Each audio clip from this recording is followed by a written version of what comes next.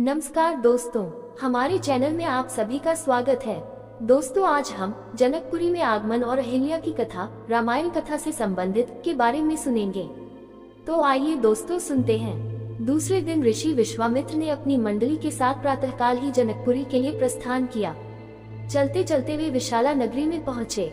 इस भव्य नगरी में सुंदर मंदिर और विशाल अट्टालिकाएं शोभायमान हो रही थी। वहाँ की बड़ी बड़ी दुकानें अमूल्य आभूषणों को धारण किए हुए स्त्री पुरुष आदि नगर की संपन्नता का परिचय दे रहे थे। चौड़ी चौड़ी और साफ सुथरी सड़कों को देखकर ज्ञात होता था कि नगर के रख रखाव और व्यवस्था बहुत ही सुंदर और प्रशंसनीय थी। विशाला नगरी को पार करके वे सभी मिथिलापुरी पहुँचे।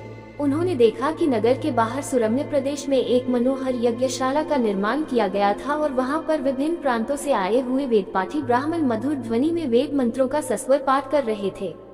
शोभायुक्त यज्ञ मंडप अत्यंत आकर्षक था, जिसे देखकर राम ने कहा, हे गुरुदेव, इस यज्ञशाला की छटा मेरे मन को मोह रही है और विद्वान ब्राह्मणों के आनंददायक मंत्रोच्चार को सुनकर मैं पुलकित हो रहा हूँ। कृपा करके इस यज्ञ मंडप के समीप ही हम लोगों के ठहरने की व्यवस्था करें, ताकि वेद मंत्रों की ध्वनि हमारे मन मानस को निरंतर पवित्र करती रहे। जब राजा जनक को सूचना मिली कि ऋषि विश्वामित्र अपनी शिष्यों तथा अन्य ऋषि मुनियों के साथ जनकपुरी में पधारे हैं, तो उनके दर्शन के लिए वे राजपुरोहित शतानंद को लेकर यज्ञशाला पहुँचे। पाद्य अर्घ्य आदि से विश्वामित्र जी का पूजन करके राजा जनक बोले, हे महर्षि, आपने यहाँ पधार कर और दर्शन देकर हम लोगों को कृतार्थ कर दिया है। आपकी चरण धूलि से यह मिथिला नगरी पवित्र हो गई है। फिर राम और लक्ष्मण की ओर देखकर बोले, हे मुनिव, आपके साथ ये परम तेजस्वी सिंह शावक जैसे अनुपम सौंदर्यशाली दोनों कुमार कौन हैं? इनकी वीरतापूर्ण आकृति देखकर प्रतीत होता है मानो ये किसी राजकुल के दीपक हैं। ऐसे सुंदर सुदर्शन कुमारों की उपस्थिति से यह यज्ञशाला वैसी ही शोभायुक्त हो गई है, जैसे प्रातःकाल भगवान भुवन भास्कर के उदय होने पर प्राची दिशा सौंदर्य से परिपूर्ण हो जाती है। कृपा करके अवगत कराइए कि ये कौन हैं, कहाँ से आए हैं, इनके पिता और कुल का नाम क्या है।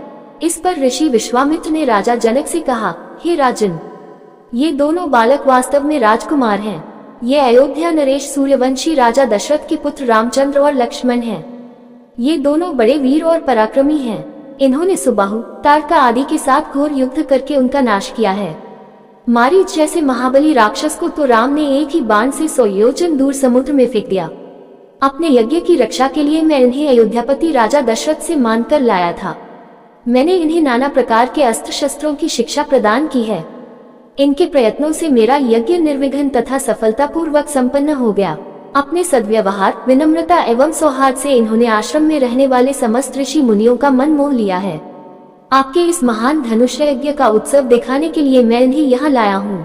इस वृतांत को सुनकर राजा जनक बहुत प्रसन्न हुए और उन सबके ठहरने के लिए यथोचित व्यवस्था कर दिया। अहिल्या की कथा।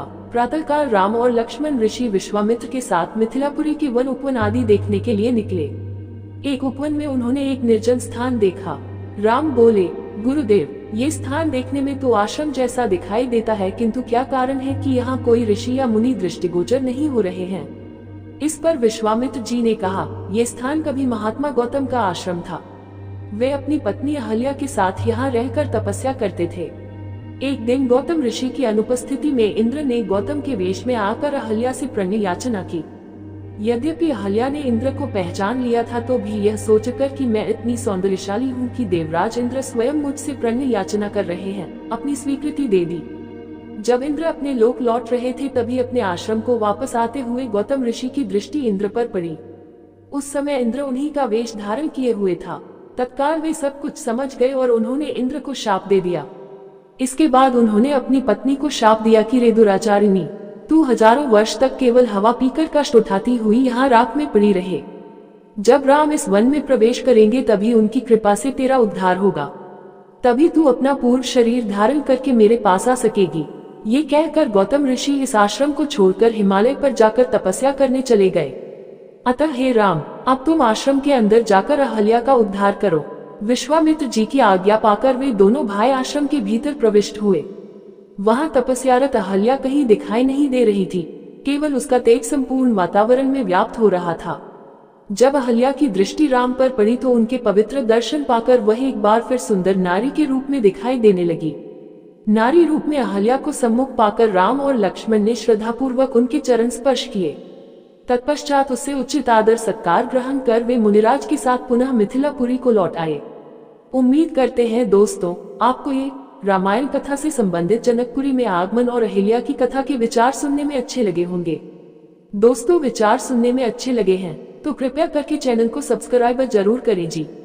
इसी के साथ विदा लेते हैं, कल फिर इसी प्रकार के विचार लेकर हाजिर होंगे। जय श्री राम।